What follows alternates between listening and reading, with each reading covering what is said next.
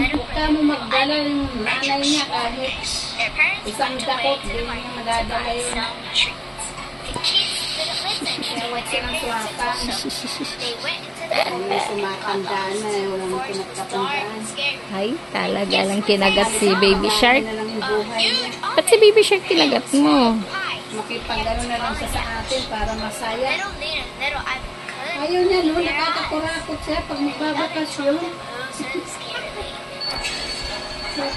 Si ate busy. Si Chabing busy din kay Baby Shark. Baby Shark, tut tut tut tut, Baby Shark, tut tut tut, Baby Shark.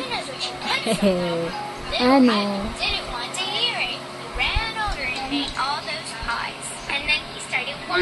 Ate, say hi, ate. Awang mga anak niya. Scarlett. Ay, paano mga anak niya? May mga trabaho. Silsil lang naman ang nakasagdal sa ano. Silis siya nakakapagano din naman dahil dun sa palayon. Sa Nyugan. Walang kawawa sa kanila. Isang crib, dalawang bata.